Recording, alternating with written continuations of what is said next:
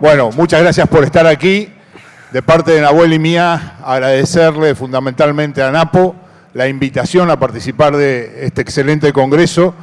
Es siempre un gusto enorme venir a Santa Cruz y disfrutar de la hospitalidad Camba. Así que bueno, una alegría pasar todos estos días con todos ustedes. Vamos a comentarles un poco con Nahuel algunas experiencias de nutrición de suelos y cultivos en Santa Cruz y, como dice ahí el título de la presentación, las bases y las evidencias experimentales.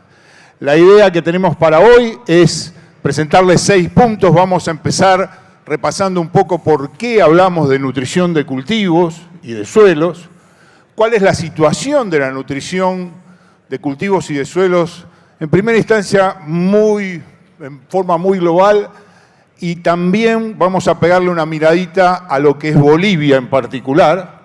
Vamos a hablar de los antecedentes que tenemos en nutrición y fertilidad aquí en Santa Cruz, un repaso simplemente, y nos vamos a meter en la parte que yo creo que va a ser la más interesante de esta presentación, que es revisar lo que se ha visto en la red experimental de ANAPO durante 6 primeras campañas de trabajo, de las cuales, como van a ver, y eso lo va a presentar Nahuel, surgieron una serie de recomendaciones preliminares que creemos que tienen un valor muy especial, pero no me voy a adelantar.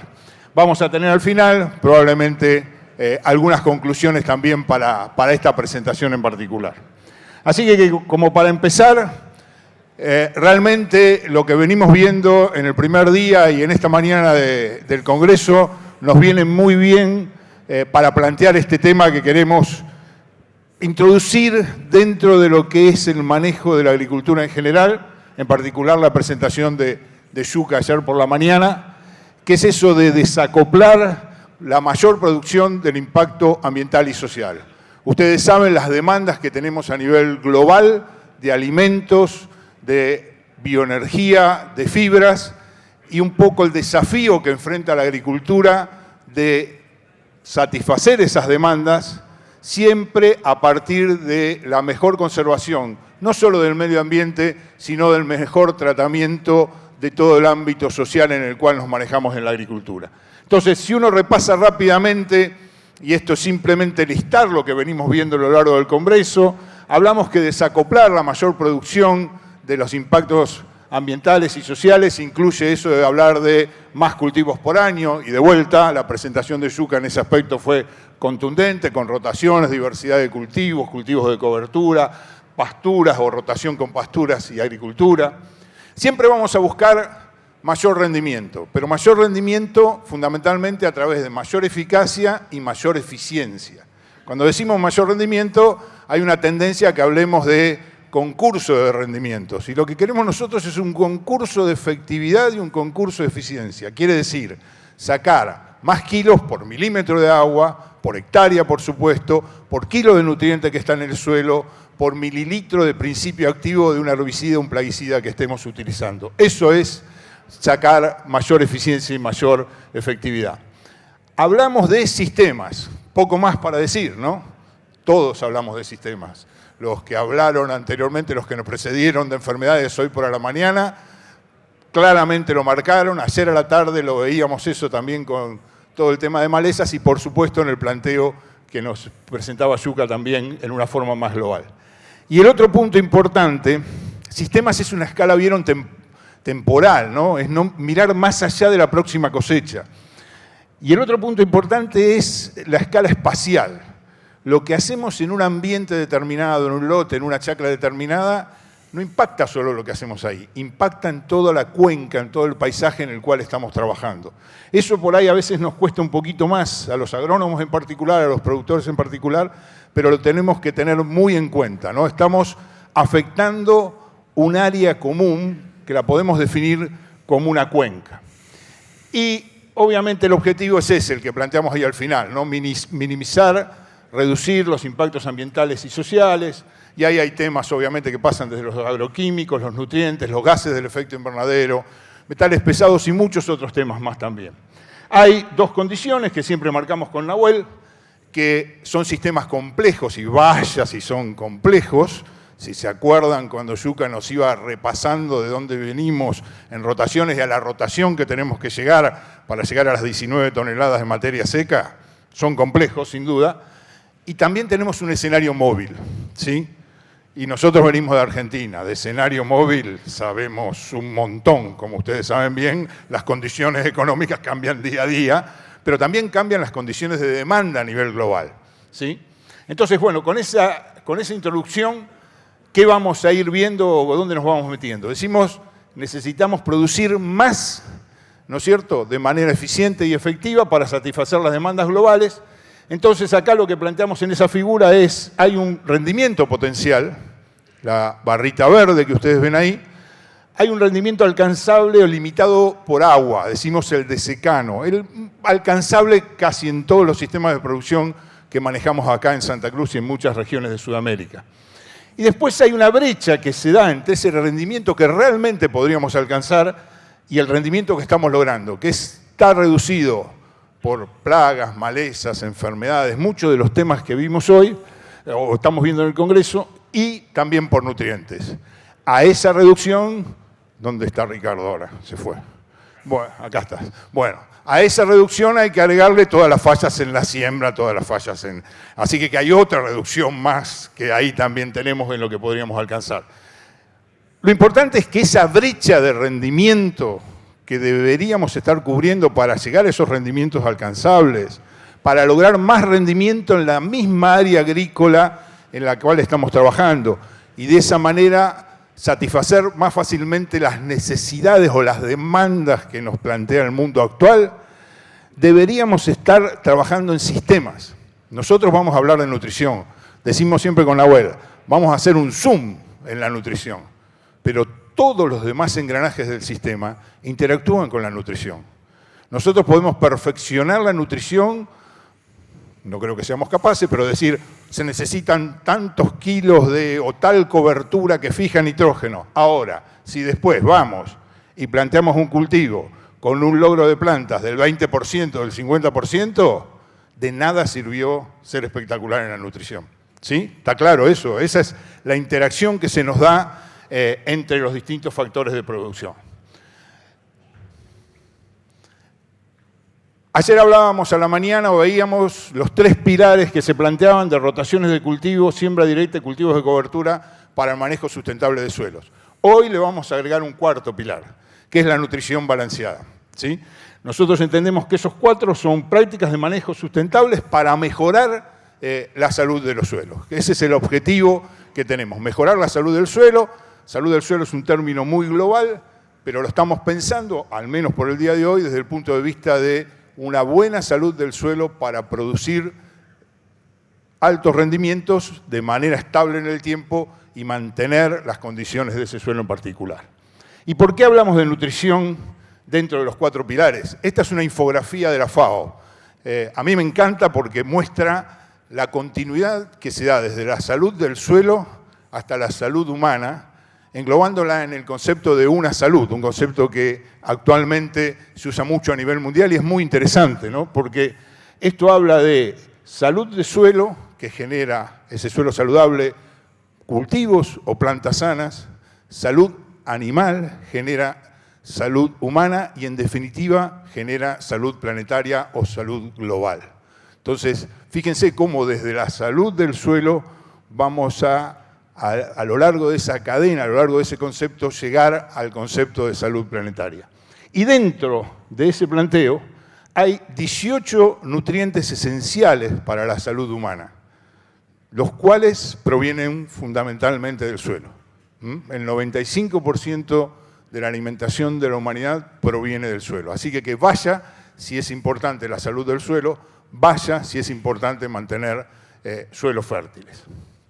Volvemos entonces a esta figurita y decimos, bueno, y en esta brecha de rendimiento que yo les marcaba recién, ¿cuánto impacta o qué impacto puede tener la nutrición? Acuérdense que es un solo engranaje, ¿sí? Pero bueno, si optimizamos los demás factores, ese engranaje en distintos lugares del mundo nos ha mostrado que puede impactar entre un 15 y un 70% de incremento sobre los rendimientos que actualmente se obtienen, ¿sí? Entonces, ¿es un engranaje? Sí, clave, Por supuesto. ¿Igual en todos lados? No. Tremendamente variable. Y eso es lo que tenemos que plantearnos. ¿Cómo lo vamos a manejar en los distintos, no solamente países ni regiones dentro de un país o zonas dentro de una región, sino dentro del lote y dentro de cada ambiente de cada lote en el cual estamos trabajando? Entonces, si uno mira el tema de nutrición, y acá ya estamos poniendo, como les decía, más zoom, a nivel global la nutrición se mira mucho a través de esto que le estamos mostrando ahí, que es el balance de nutrientes, ¿no? Esa balancita lo que muestra es, a la izquierda, que estamos subutilizando nutrientes, dice ahí. En realidad, aplicamos o proveemos menos nutrientes al sistema de lo que remueven las cosechas. Son suelos que se van agotando en nutrientes, como ustedes pueden ver. Y el platillo de la derecha es sobreutilización de nutrientes. ¿Qué significa eso? Que estamos sobreaplicando, aplicamos más o proveemos al sistema, cualquiera sea la vida, más nutrientes de los que extraemos en la cosecha. Y ahí abajo están los impactos, ¿sí? Los impactos que podemos tener sobre el suelo y sobre el ambiente. Los suelos que se van agotando en nutrientes se van degradando, van perdiendo también biodiversidad, tenemos efectos negativos sobre la biodiversidad en esos casos también, mientras que los suelos que tienen excesos de nutrientes lo que nos muestran es que podemos llegar a tener mayores emisiones de gases de efecto invernadero, y por ahí eso, alguien decía, creo que ayer, algo que no vemos. Gases de efecto invernadero en la agenda global es el tema predominante del cambio climático. Así que agricultura en Sudamérica tiene que poner el ojo en emisiones de gases de efecto invernadero. Es un tema muy serio, va un poco más allá de lo que vamos a charlar hoy.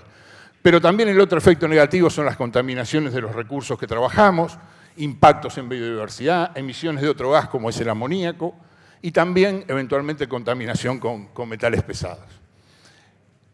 ¿Cómo está el mundo en cuanto a esa balanza que demostraba recién de subutilización o sobreutilización de nutrientes? Bueno, hay un trabajo muy interesante de un grupo de la Universidad de Potsdam en Alemania, liderado por el doctor Johann Roström, que a mí me encanta siempre, creo que ya lo hemos mostrado alguna vez. Esto es una actualización. Es un trabajo que se basa en plantear lo que ellos llaman un espacio de operación segura a nivel planetario. Olvídense de Bolivia, acá ya estamos con el planeta. Estamos con la pelotita del planeta en las manos. Entonces, eso es lo que analizan ellos.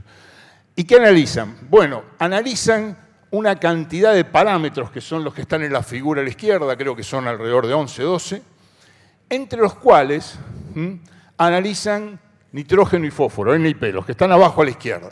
La aplicación o el uso de nitrógeno y fósforo a escala global. El espacio de operación segura es la parte verde que está en el centro de la figura. Cualquier parámetro que se escapa de la zona verde ya está en un espacio de operación inseguro, o se escapó de la seguridad planetaria, o puede afectar la salud del planeta. Y si miran bien, N y P están repasados, ¿sí? N está en semáforo amarillo casi naranja y fósforo está en semáforo rojo, ¿sí? ¿Se ve eso? Ahí. Entonces, a nivel global, bueno, hay límites planetarios que estamos excediendo, nutrientes que estamos manejando en exceso. Ahí no toqué nada, ¿eh? Claro, porque a los que están acá los acusan de que tocan. Yo lo tenía así, mirá. Bueno, entonces, a nivel global es un problema sin lugar a dudas. Y eso es lo que vamos a ver en publicaciones científicas, en la prensa a nivel global, lo que leemos en los diarios todos los días de Europa. Holanda tiene un ministerio del nitrógeno. ¿Escucharon? Ministerio del nitrógeno, no de agricultura. De agricultura lo cerró. Tiene un ministerio del nitrógeno, ¿sí? Por el problema de excesos de nitrógeno que tienen en aguas, en suelos, las emisiones de gas de efecto invernadero. Y bueno, eso ha generado bastantes problemas políticos en general. Pero bueno, esta es la situación mundial. Entonces uno dice, los europeos se pasaron de largo. Por supuesto, en Argentina, y yo a esta altura de la vida creo que en Sudamérica, lo primero que decimos nosotros no. No, son ellos, ¿no? Enseguida. Eso es muy argentino, ¿no? Que enseguida la culpa la tiene otro. Pero acá Yo creo que también en Sudamérica no suele suceder eso. Entonces digo, bueno, ¿y por casa cómo estamos? ¿Cómo está Bolivia en cuanto a su balance de nutrientes? En cuanto a cuánto aplica y cuánto remueven las cosechas. Entonces tomamos unos datos con Nahuel de FAO y de IFA y pudimos armar un poco la figura que ustedes ven ahí. Esa figura muestra la reposición de nutrientes, que es simplemente el cociente entre la cantidad de nutrientes aplicados sobre la cantidad de nutrientes removidos en cosecha. Enfocamos más que nada los cultivos extensivos, entre los cuales por supuesto está la soya. Y bueno, por ahí no lo pueden ver de lejos, pero en general van a ver que todos, para nitrógeno, el primer grupo de barras que ven a la izquierda, para fósforo, las barras del centro, y para potasio, las barras de la derecha, estamos por debajo del 100%. Eso quiere decir que estamos aplicando bastante menos de lo que nos llevamos. Eso sería, en la balancita que les mostraba antes, subutilización de nutrientes. Estamos agotando los nutrientes de los suelos, estamos degradando la fertilidad de los suelos. Y en realidad, la última barra de cada uno de los nutrientes les muestra el dato global. Reponemos o le devolvemos al suelo el 20% del nitrógeno, el 35% del fósforo y el 22% del potasio. Esos son los datos que vemos ahí. Reponemos 20, 35 y 22. Es decir, que el 80% del nitrógeno que se nos va en los granos de soya y otros cultivos los dio o los aportó el suelo. Que el 65% del fósforo lo aportó el suelo y que el 78% del potasio lo aportó el suelo. Entonces, a todo lo que repasamos ayer con carbono, con yuca, a todo lo que tenemos que aportarle en carbono a través de producción de materia seca a nuestros suelos, lo que tenemos que ver es cómo se balancea también la provisión de estos nutrientes que estamos retirando del sistema. ¿Sí? Entonces, este es el punto central y ahí tenemos que trabajar para evitar o revertir la degradación de fertilidad que ya vemos en muchos de los suelos de todo Santa Cruz. Entonces, acá nos planteamos con Nahuel, bueno, ¿con qué vamos a trabajar? O lo que se plantea muchos de ustedes y los investigadores acá, bueno, tenemos que trabajar con esto, con agricultura con base en evidencias. También se repitió varias veces durante el Congreso estos 2 días. ¿Qué es agricultura con base en evidencias? Nosotros decimos que es un ave de B larga, ¿no? ABE. Es evaluar la situación, medir, y puedo seguir una hora diciéndole medir porque medimos poco en general en agricultura. Interpretar, poner cabeza y ahí a partir de ahí ejecutar. Eso es evaluar la situación. El segundo paso es tomar la decisión con base en la ciencia y en la tecnología. ¿Sí? Yo voy de vuelta a usar, Yuka, tu presentación. Si ustedes se fijaron en cada una de las figuras que Yuka nos mostraba abajo la referencia de dónde fue publicado. Eso quiere decir que tiene revisión científica. ¿Se acuerdan del COVID? No, nadie acá COVID no pasó, ¿no? Bueno, tremenda desgracia para la humanidad. ¿Sí? ¿Qué le pedíamos a una vacuna para poder empezar a usarla para protegernos del COVID? Que estuviera aprobada por la ciencia y le pedíamos una publicación científica, preferentemente en New England Journal of Medicine, que tuvimos que aprender todos los journals de los médicos ahora. ¿Tá? Eso es evidencia científica, le pedíamos eso a la vacuna del COVID. Ustedes me van a decir, bueno, está mucho más importante la vacuna del COVID que la agricultura. Pero la agricultura también se tiene que basar en ciencia, se tiene que basar, como nos mostraba Yuka en las figuras, que esto proviene de un trabajo científico que estuvo evaluado por revisores, por pares, ¿sí? Que tiene una base de información científica y tecnológica. Después hay que aplicar esto de la situación específica, ¿sí? Obviamente no podemos importar toda la información de Europa, de Estados Unidos, de China, de Brasil, de Uruguay, de Argentina, de donde querramos acá, porque el sistema es totalmente distinto. ¿Sí? O cambian los suelos o cambia el clima. ¿Sí? Creo que alguno de los disertantes previos también lo mencionó. A mí me pasó, cuando la primera vez que vine acá a Santa Cruz me dijeron, ¿y cómo es Santa Cruz? Es el clima de Brasil con el suelo del Chaco. Era una mezcla infernal, digamos. Todo un desafío que tenían ustedes, pero no eran ni Porque uno viene para acá, vieron, y por la latitud dice, esto debe ser igual que los cerrados brasileros. No, no, tiene nada que ver. El suelo no es el de los cerrados brasileros. ¿Está? El clima sí, por ahí, pero el suelo no. Entonces, evaluar la situación, tomar la decisión basados en la ciencia, tener en cuenta las situaciones específicas, y lo que subrayamos ahí en azul con Nahuel es, solo se puede manejar lo que se puede medir. ¿Está? Por eso yo al principio les decía medir, medir, medir. Si no tenemos el dato, va a ser difícil, y le voy a robar una frase a Nahuel que seguro le iba a decir después, los datos matan los relatos. ¿Sí? Esa es de Nahuel, así que tengo que admitir. Pero cualquier dato me va a matar cualquier historia que podamos inventar. Necesitamos tener ese dato basado en evidencia científica. Bueno, ¿y qué tenemos, o qué teníamos como antecedentes, o tenemos a la fecha, de antecedentes en cuanto a fertilidad y manejo de nutrientes en Santa Cruz? Yo vi la primera vez acá en el año 2000, y esto lo conté varias veces, así que capaz ya me lo escucharon. Encontré mucha información, pero mucha información desperdigada, ¿sí? Que no estaba compilada, que no estaba junta.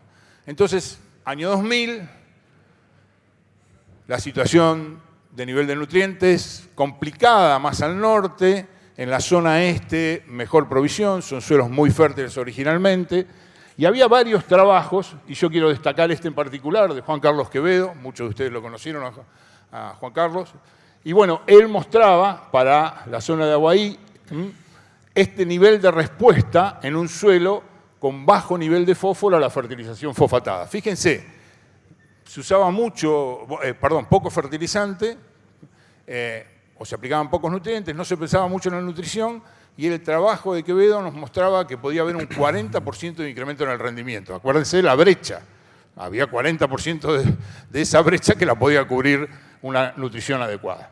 Bueno, esto como ejemplo, pero hay muchos de estos trabajos sueltos. Allá por el 2005, a través de la gente de Fundacruz, se empezó a plantear una red un poco más ordenada, le diría yo, y se trabajó durante 6 campañas, entre el 2005 y el 2007. Esta es una foto de esos ensayos en la zona, creo que esto era Mónica Norte o Cauce Viejo, no me acuerdo bien, pero era uno de esos sitios al norte, con una respuesta en la soya de invierno a una fertilización balanceada del 38%, un poquito de acuerdo a los datos que también mostrábamos del ensayo de Quevedo. Esa red de ensayos que trabajó durante 6 campañas, fundamentalmente en la zona norte, nos mostró respuestas en soya del 20% de rendimiento en soyas de invierno y del 26% de rendimiento en soyas de verano con fertilizaciones balanceadas. ¿Sí? En realidad era confirmar un poco lo que veíamos en los análisis de suelo. La zona norte con deficiencias de nutrientes, fundamentalmente en el caso de soya, de fósforo y de potasio. Así que bueno, siguiendo este camino, unos años después, allá por el 2012, los amigos del CREA Santa Cruz Este, Carlos Paz y todo su equipo, nos planteó, bueno, capaz que nosotros ya perdimos algo de fertilidad. Mi reflexión en ese momento fue, ustedes me mostraron los análisis de suelo, están en las nubes de fósforo, de potasio, todo qué sé yo. Bueno, pero muy pensantes en el equipo del CREA Santa Cruz Este dijeron, vamos a empezar a evaluarlo. Y planteamos también, o se planteó también una red de ensayos que a la actualidad todavía continúa y que el grupo tiene el orgullo de decir que a la fecha es la red que tiene más años continuos en los mismos sitios, ¿no es cierto? Ya lleva 24 campañas evaluando distintos esquemas de nutrición, de fertilización, y esto es simplemente una síntesis. Ven ustedes ahí datos de soya, datos de maíz, promedio de todos los sitios. Acá hay 44 ensayos de soya y 18 ensayos de maíz entre el verano del 2012 y el invierno del 2022, con respuestas promedio en el este, la zona con mayor o más alta fertilidad de Santa Cruz, entre el 6 y el 8% en soya, y en maíz respuestas del 10% a nitrógeno, pero por sobre nitrógeno, que era el obvio que iba a estar o iba a mostrar respuesta. Cuando le sumábamos los otros nutrientes llegábamos a respuestas promedio, de vuelta, promedio nada más, para tener una idea, de alrededor del 21%. Entonces, veníamos colectando información desperdigada allá en los principios del 2000, la red de Fundacruz 2005, si quieren ustedes para empezar, crea Santa Cruz Este 2012 y continuando, y hace 4 años en realidad, el planteo de ANAPO fue, bueno, está toda esta información, ¿cómo la podemos traducir? ¿Qué es lo que podemos llegar a hacer con esta información? Y si realmente existe la necesidad de generar algún otro tipo de información que nos pueda ayudar a trabajar mejor, ser más eficientes y más efectivos en el uso de nutrientes en toda la región agrícola de Santa Cruz. Y esa es la red de nutrición de ANAPO, y vieron que en un momento de la vida llega que uno tiene que pasar la posta. Esta red se la paso a la posta, que es Nahuel. Así que, Nahuel. Bueno, gracias, Fernando. Buen día a todos. Primero que nada, al igual que Fernando, agradecer a ANAPO por la invitación y más que nada por la confianza para liderar este proyecto en equipo junto a todos los técnicos de ANAPO y tomar un poco la iniciativa que decía Fernando, cómo podemos mejorar el manejo de nutrientes en la zona de Santa Cruz de la Sierra. Lo importante de esta red, que lo primero que hicimos fue esto, bajar de ahí arriba y ponernos a la par de cada uno de, como decía ayer Martínez Peck, es la flecha o el indio. En realidad pusimos a la par de cada uno de los técnicos de ANAPO, tratar de entender cómo veían ellos la posibilidad de desarrollar este tipo de experimentos y lo más importante cuando uno tiene un proyecto de investigación, que en algún momento tenemos que volver acá para darle seriedad, es plantear objetivos claros y tratar de conducir la experimentación para cumplir esos objetivos. Y el primer objetivo que nos planteamos fue esto de, bueno, seguir explorando un poco los principales nutrientes que limitaban la respuesta o el rendimiento de los cultivos extensivos más comunes en las distintas zonas de Santa Cruz de la Sierra. O sea, un poco continuidad de lo que se venía haciendo. Pero dijimos, tenemos que ir un poco más allá. Entonces dijimos, como segundo objetivo, si pasa, ahí va, tratar de establecer relaciones entre lo que vemos en el suelo, lo que vemos en la planta y esas deficiencias y respuestas. Y eso implica medir en suelo, medir en planta y medir en grano. Pero queríamos ir un poco más allá y empezamos a pensar en tratar de generar formulaciones de recomendación, por lo menos aunque sean versiones iniciales para la toma de decisión en el día a día de cada uno de ustedes, en cada lote y en cada ambiente. Eso no se construye de un día para otro, por esto esta red ya tiene 6 campañas y en realidad ya vamos por la 8ª campaña. Y por último, no menos importante como objetivo que tenía esta red, era poder analizar e integrar toda la información de redes previas que les contaba Fernando, del CREA Santa Cruz Este, de Zetabol, de CIAT, de Fundacruz. Integrar toda esa información para potenciarla en ese manual de recomendación. En definitiva, lo que tratamos de hacer y lo que nosotros siempre transmitimos es esto de hacer nutrición basada en evidencias y un poco eso es lo que comentaba Fernando de dato mata de relato. Hay mucha contaminación, hay muchos espejitos de colores, pero tenemos que tomar decisión basada en información sólida, validada localmente, no importar tecnología. No podemos usar calibración de otros países para nuestros suelos. Si, como decía Fernando, son suelos templados en climas tropicales. No tiene nada que ver lo que pasa en Argentina ni lo que pasa en Brasil en muchas zonas acá de Santa Cruz de la Sierra. Entonces, estos eran los objetivos de la red. ¿Cómo estaba constituida esa red? ¿Qué implicaba?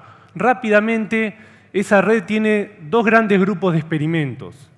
Unos que llamamos permanentes, o sea, esos experimentos hoy en día siguen estando, siempre los mismos tratamientos de fertilización en la misma unidad experimental y particularmente están ubicados en los centros de experimentación de ANAPO, en el CA3, en San Pedro y en el CA2, en 26 de agosto, hacia el este.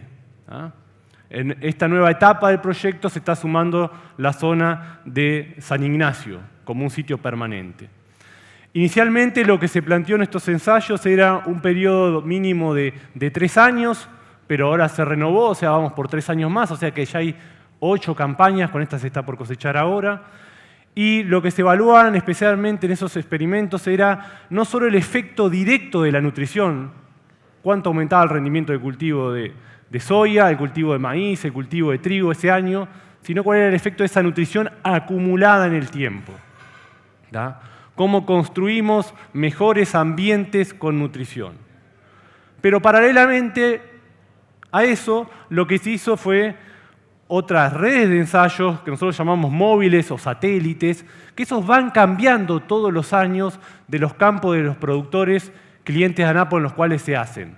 O sea, son rotativos. Y ahí lo que nos enfocamos, y que siguen hoy en pie, es principalmente en explorar respuestas, pero a dosis creciente. Ya no pensamos en un nutriente, sino en dosis creciente de nitrógeno en gramíneas y de fósforo, principalmente en soya. Entonces, esas dos redes de ensayos complementan la información. Como les decía, esto empezó por allá en el 2020, en el verano, y ahí empezábamos a ver, como les muestran las fotos, en San Pedro, algunas cuestiones relacionadas en maíz a el efecto de nutrición balanceada, testigo contra NPS más potasio y micronutrientes, izquierda, derecha ustedes, o en el CEA de 26 de agosto, acá hacia el este, en soya, eso que ustedes ven en la foto hacia arriba con micronutrientes y hacia abajo sin micronutrientes. También veíamos respuestas a dosis crecientes de nitrógeno, por lo menos visuales, en Bethesda. En el invierno de ese 2020, o sea, nuestro primer invierno de red, evaluamos, como les decía, dosis crecientes de nitrógeno en girasol, en trigo, evaluamos nutrición balanceada en soya, en la zona norte, y a partir de eso fuimos recolectando información a través de todos estos años. Pero yo les decía que el objetivo era tratar de medir un poco qué nos decía el suelo y tratar de integrar eso con lo que veíamos a nivel de respuesta en rendimiento en los cultivos. Entonces, claramente en todas estas redes de experimentación lo que se hizo medir, y se midió mucho, porque fue una de las exigencias de nuestro lado para poder explicar cuáles son las causas de lo que vemos a nivel de ensayo y a nivel de lote de producción.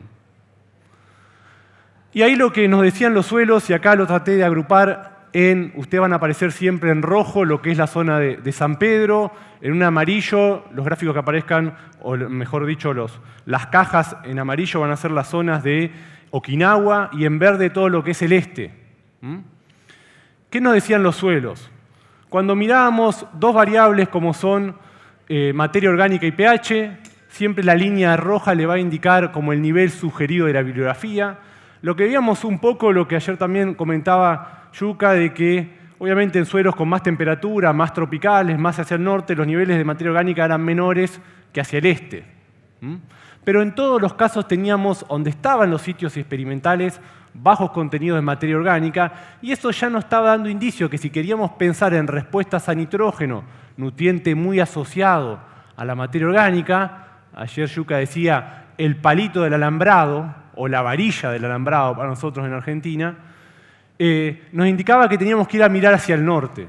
En cuestiones de acidez no veíamos grandes cosas. Obviamente los suelos del norte, como ustedes saben mejor que yo, eran un poco más ácidos, pero los pH eso no limitaban, por lo menos en nivel experimental, el rendimiento de los cultivos. Ahora, nos concentramos en nutrientes de baja movilidad, por excelencia, fósforo y potasio. ¿Qué vimos en esos dos nutrientes en esta red de ensayo? Y en general lo que vimos es que tanto el norte como Okinawa tenían los niveles más bajos de potasio y de fósforo de la región a partir de estos experimentos, y eran los cuales podíamos esperar en esos ensayos, en base a la información de la bibliografía, probabilidad de respuesta al agregado de esos nutrientes en los cultivos. Y el este, si bien en la actualidad hay lotes de producción que tienen niveles más bajos de fósforo y potasio, todavía donde hicimos esos experimentos estaban bien en cuanto a sus niveles. No nos quedamos solamente con fósforo y potasio, obviamente, y con nitrógeno, sino que fuimos a ver qué pasaba con algunos micronutrientes y qué pasaba con azufre, como nutrientes claves para la nutrición balanceada, de la cual le habrá Fernando como el cuarto pilar de esa agricultura sustentable. Y ahí lo que vimos fue un poquito que se dio vuelta a esto. Hacia el este, eran los suelos en los cuales veíamos menores contenidos o más cercanos a los niveles críticos de la bibliografía de zinc y cobre. Todo esto medido 0,20 centímetros, ¿no? Un detalle no menor. Y lo que veíamos era alta variabilidad en el nivel de sulfato en suelo. Acuérdense que el sulfato es un anión, es móvil, y por lo tanto, en algunas zonas, la presencia de napa cerca o el ascenso y descenso de napa generalmente es una fuente de azufre para los cultivos y genera variabilidad, y eso es lo que le muestran los bigotes de esas cajas cada vez más amplios que se pueden observar. Entonces, esta era la caracterización de los sitios a nivel de suelo. Ustedes dirán, bueno, muy lindo todo, pero ¿cuánto se llama? ¿Cuánto rinde? ¿Tuvieron respuesta? ¿No tuvieron respuesta? Vamos un poco a los números y vamos a tratar después de entender un poco esos números. Y acá lo que les muestro es a partir de 17 experimentos de soya, sitio-año, el N que figura ahí arriba es el número de experimentos. Eso es importante que ustedes se acostumbren a mirar en las presentaciones, porque eso es el peso del dato. Si me muestran un N de 1, y es poco probable que se repita en el tiempo, ¿no? Acá hay un N de 17 en este caso. Y se comparó sin nutrición y con nutrición balanceada. En promedio la respuesta fue casi un 8%. Obviamente que hubo soyas en algunos ambientes del norte que llegaron a 4.000 kilos y con respuestas un poco más importantes, y hacia el este prácticamente soyas con baja respuesta. Pero en promedio, para que vean qué surge esta información, redondeamos a un 8%. Pero no nos quedamos en soya, y miramos también las gramíneas y miramos también girasol.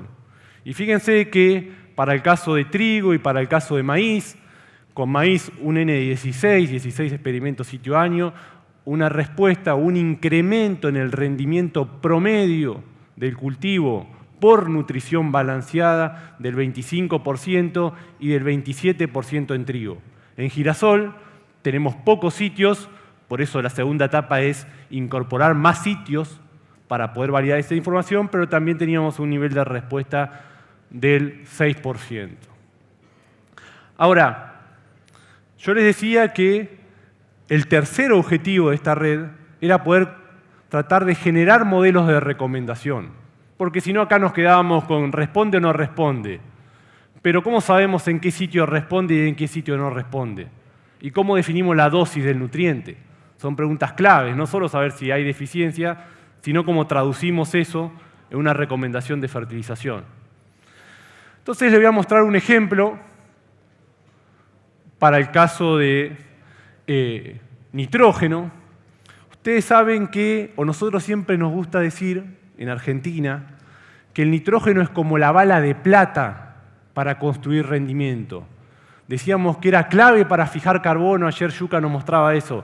Bueno, para nosotros es la bala de plata para construir rendimiento en maíz y construir rendimiento y calidad en cereales de invierno o en girasol.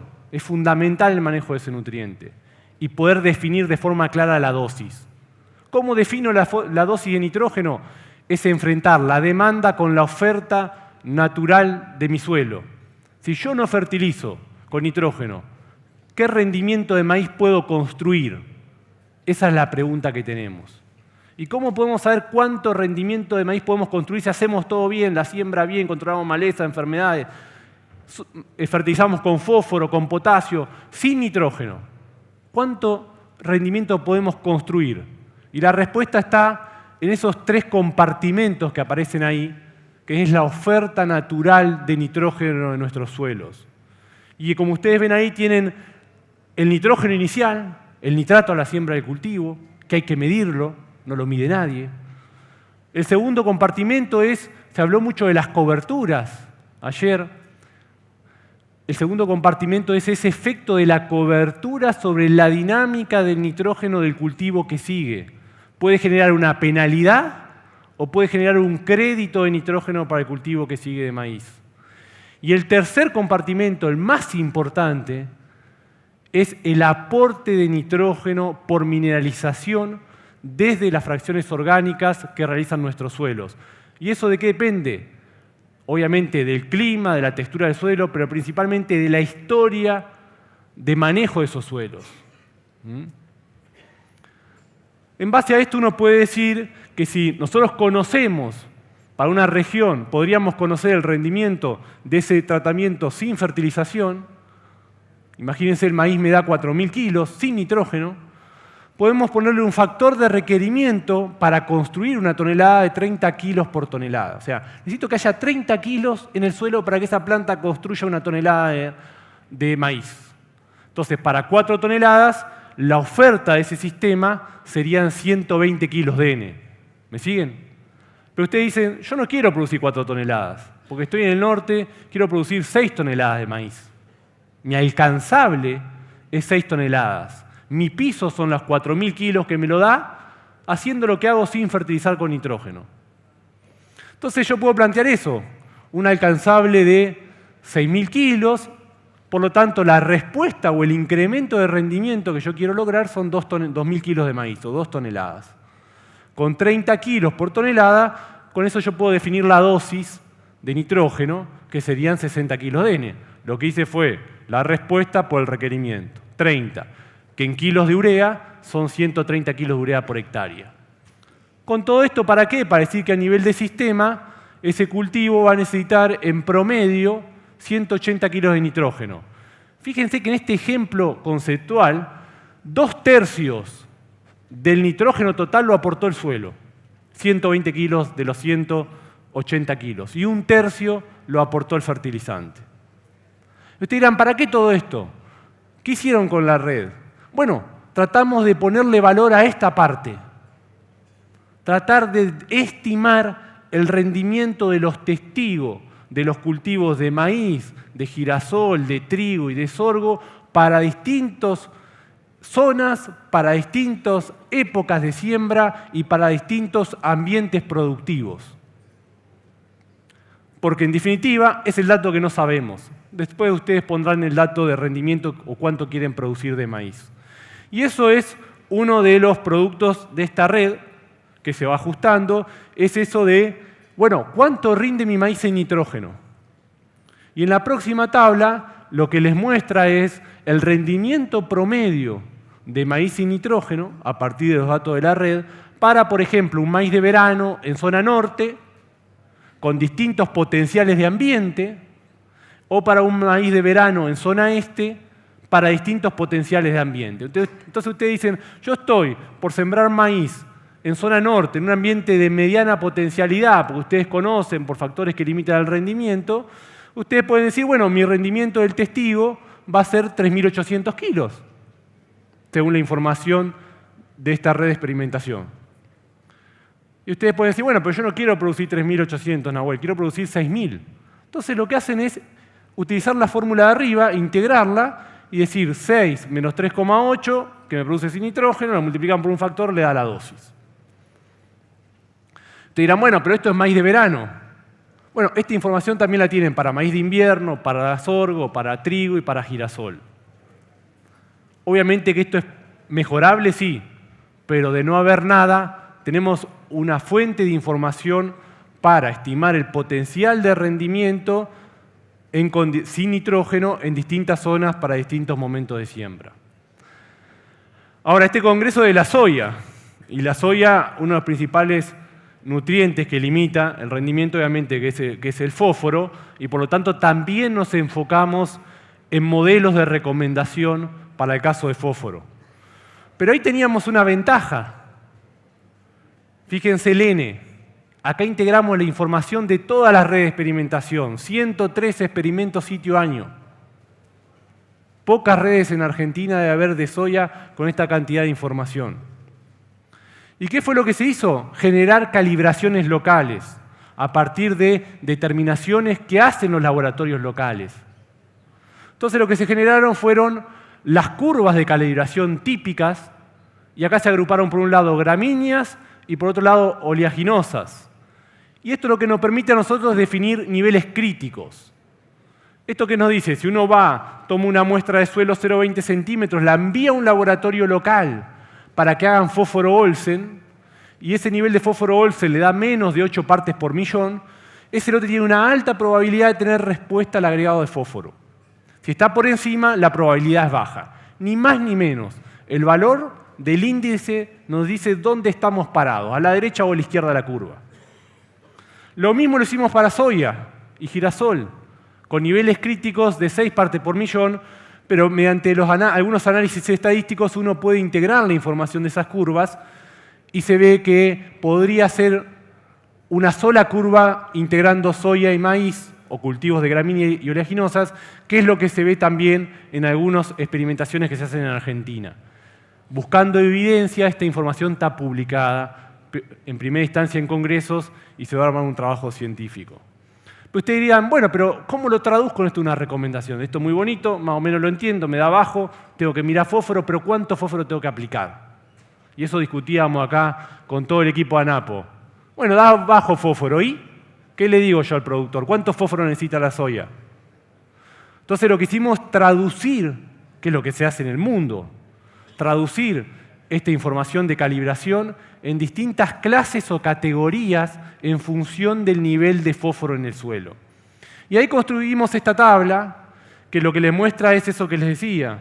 Tenemos categorías de muy baja disponibilidad de fósforo arriba hasta muy alta disponibilidad de fósforo o nivel de fósforo extractable, mejor dicho, hacia abajo de la columna, de la primera columna. Y fíjense que en soya dice extracción por 1,3, 1,2, 1,1, extracción. ¿Eso qué quiere? ¿Cómo lo traduzco yo eso? Imagínense que ustedes van, toman la muestra de suelo, 0,20, la mandan al laboratorio y le dice que su lote tiene 10 partes por millón de fósforo Olsen y que van a sembrar soya. No importa de verano, de invierno, no importa el potencial. Y ahí lo que le dice esta tabla es que la dosis sería la extracción de ese cultivo. O sea, ¿cuánto se va del lote en grano? ¿Cómo definen eso? En función del rendimiento de esa soya. Si la soya rinde 2 toneladas, lo que sabemos a partir de esta experimentación, a partir de datos generados localmente, es que por cada tonelada que yo produzco de soya, se me van entre 20 a 25 kilos de un fosfato monoamónico o diamónico en el grano. ¿Me siguen? Entonces yo con esa información puedo decir, bueno, tengo que aplicar la extracción. Es una cuenta entre el rendimiento y la extracción por tonelada. Ahora, si estoy en categoría está pobre el suelo, voy hacia el norte y tengo alrededor de 3 a 6 partes por millón de fósforo, fíjense que dice la extracción por 1,2. ¿Y eso por qué? Porque hay un factor que se le aplica, en este caso un 20% más de la extracción, para ir mejorando el nivel de fósforo de los suelos. Ir construyendo el nivel de fósforo en los suelos. Característico manejo en climas, más que en climas en suelos templados no fijadores de fósforo. Si me voy a un oxisol, eso va a cambiar. Entonces, esa información de esos 103 experimentos de varias instituciones se vio plasmada en estas recomendaciones de fósforo para soya, pero también la tienen para otros cultivos. Ahora, ya para ir terminando, dijimos, bueno, ¿por qué no vemos un poco más? No nos quedemos solo con suelo y planta. Veamos qué nos dice el grano, el análisis de grano. Y a nosotros nos gusta siempre el análisis de grano como esa foto final del cultivo. Yo siempre digo, el grano me dice cuán bien o mal hicimos las cosas desde el punto de vista de nutrición. Si nos da mal, no se la mostremos al dueño del campo. Si nos da bien, se la mostramos para pelear un poco los honorarios. Pero es la foto final. Ustedes dirán, bueno, pero ya murió el cultivo, ya está, ya perdí el rendimiento. Pero nos sirve para interpretar un poco qué pasó. Y en toda esta red de ensayos se me hicieron análisis de grano localmente y lo que vimos fue, en maíz, en general, tomando esos 4 nutrientes, tenemos análisis de todos los nutrientes, una baja variabilidad, por eso ven bigotes muy chiquitos, y en general cuando uno compara con la literatura internacional ve que los niveles de fósforo y azufre para maíz eran un poco bajos. O sea, esos eran los nutrientes a mirar según estos datos. Para soya, lo que vimos fue que solamente en el caso de azufre nos indicaba que estaría limitando por ese nutriente. Pero una cosa interesante es que si nos concentramos en soya, lo que vimos fue que la concentración del nutriente en grano no variaba con el rendimiento de esa soya. O sea, no había el efecto dilución. Y eso te dirán, bueno, pero es chino esto para mí. No, no es chino, es práctico. Si vamos a ver el siguiente gráfico, lo que nos está diciendo es que la extracción, lo que se va de mi lote, es lineal su relación con el rendimiento. Y usted dirá, bueno, pero ¿esto para qué me sirve? Me sirve para la tabla que le mostré de fósforo, para construir balances de nutrientes, para saber no solo cuánto fósforo se fue de mi lote, sino para tener estadísticas locales a partir de datos de concentración locales de cuánto fósforo se va en Santa Cruz de la Sierra de mi lote que van a soya. Porque tienen datos locales de extracción.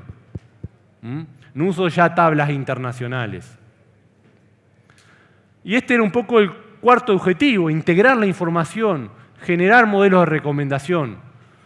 Pero no nos quedamos con eso, porque siempre le falta una pata a la investigación. Y es un poco lo que se hace con estas jornadas, es transferirla, bajarla al lote. Si no queda en trabajo científico que no lo lee nadie, yo siempre digo. Entonces, en un esfuerzo con la gente de ANAPO, lo que dijimos, bueno, volquemos esto en algo.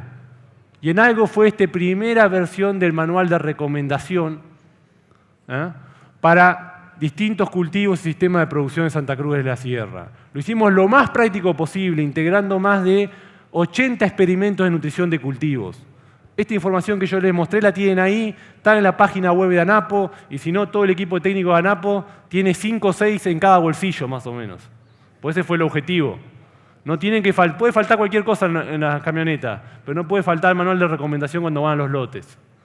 En definitiva, lo que generamos con todo esto es evidencia local. Ya no importamos información, ya no importamos calibraciones. Tienen sus datos, sus calibraciones con laboratorios locales. Obviamente que este manual es una versión inicial porque la red continúa y se va nutriendo y se va ajustando y vamos sumando indicadores de suelo, pero es un buen punto de partida. Ahora, cerrando un poco la charla, y como al cerrar la charla siempre hablan, nosotros decimos en Argentina, las personas de más experiencia, o con un almanaque un poco más largo, por no decir otra cosa, ¿no? Porque no más viejo. Un poquito más viejo. Entonces le voy a pasar un poco el cierre a Fernando. Bueno, volvemos otra vez un poco al panorama más global, pero que me parece que tenemos que aplicar acá también en Santa Cruz. Es decir, a nutrir más, como les decía Nahuel, esa versión preliminar de las recomendaciones y también avanzar más en el manejo eficiente y efectivo, como les decíamos al principio, de los nutrientes y de nuestra agricultura. Entonces, cuando uno mira en particular en fertilidad y dice, bueno, para ir hacia una fertilidad de suelo sistémica, integral, buscando esa sostenibilidad alimentaria, tenemos que mejorar la eficiencia y efectividad de los sistemas aplicando conocimientos, lo que les comentaba o les explicó muy bien Nahuel, y tecnologías de procesos más que de insumos. Tenemos que saber cómo funciona el sistema si lo queremos mejorar. Va a haber nuevas tecnologías, ahí aparecen sensores remotos, modelos, inhibidores biológicos. También en un segundo punto, lo que tenemos que estar buscando desde el punto de vista de nutrientes, que muchas veces no hablamos y nos parece con Nahuel que hay que insistir bastante en esto, es integrar múltiples fuentes de nutrientes. Múltiples fuentes de nutrientes es desde los nutrientes que tienen las coberturas, el crédito que les decía Nahuel antes, hasta los reciclados, hasta eventualmente lo que nos pueden aportar los biológicos, los minerales locales, y con una visión un poco más futurista, si ustedes quieren, o en realidad casi del presente, en nanos y nuevos desarrollos que pueden venir de la industria en general. Hay un tercer punto que queremos marcarles acá, que también les enfatizó Nahuel. Qué bueno esto de generar bases de datos, de compilar bases de datos, de tener más información. Yo les decía más temprano, medir, medir, medir. Tenemos la base de datos, sabemos cuánto se lleva de fósforo los granos de soya en Santa Cruz, ¿sí? Muy importante. Y eso nos permite ser más eficiente y más efectivo en el manejo de los modelos de simulación, incluso, por ejemplo, de la conducta o de la dinámica de nutrientes. El cuarto punto, y ya mucho más general, que les marcamos siempre es, piensen siempre en tener más mirada de faros largos. A mí me gusta mucho un dicho ese, o el título ese de más allá de la próxima cosecha, ¿sí? Nosotros nos limitamos mucho a este cultivo y el manejo de nutrientes, la agricultura en particular, pero el manejo en general, y el manejo de nutrientes en particular, mira mucho más allá de esta próxima cosecha. Y el último punto que le queremos marcar ahí es la integración. Tenemos que trabajar todos juntos. Muy bien, Nahuel les explicaba, yo no puedo hacer lo que hizo Nahuel de bajar acá porque seguro que me mato. Pero bueno, eso de bajarnos, subirlos a ustedes acá, bajarnos todos nosotros. Hay un gran amigo mío que dice, y los investigadores hablamos desde el púlpito. ¿Sí? Miramos así, tenemos que dejar de mirar así, no, eso ya no existe más. Hay que estar día a día con cada uno de ustedes y escucharlos y aprender como lo que hemos aprendido en todos estos años acá.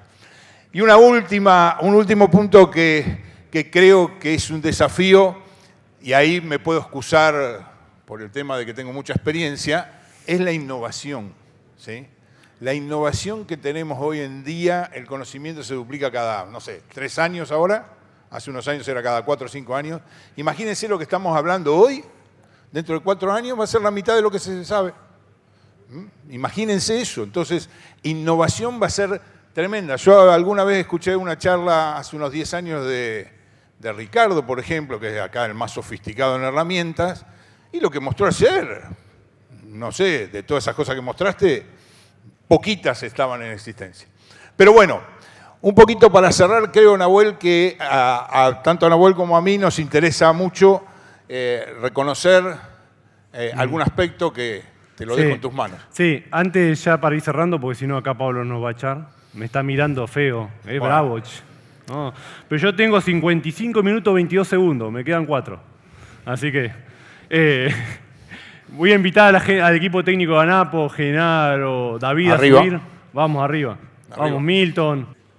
Bueno, ayer decía un poco Ricardo esto de la flecha, y hoy les decía de vuelta, y el tema del indio, y realmente fue posible realizar toda esta red de ensayo y poder generar estos resultados y seguir trabajando porque se formó un gran equipo de trabajo de gente que yo siempre digo, yo trabajo mucho en Argentina, que lo dan todo para que salga lo mejor posible. Siempre podemos mejorar, pero no le quede duda que los que trabajan en ANAPO, en el equipo técnico de esta red de nutrición de cultivos, lo dejan todo y están comprometidos con el proyecto y que piensan que es el camino a seguir para ser eficiente y efectivo en el uso de los nutrientes. Entonces me parece que para ir cerrando con Fernando lo que queríamos es volver a bajarnos nosotros y en realidad el que tienen que aplaudir son a todos ellos por la información que ayudan a generar para Santa Cruz de la Sierra. Gracias, equipo. Gracias.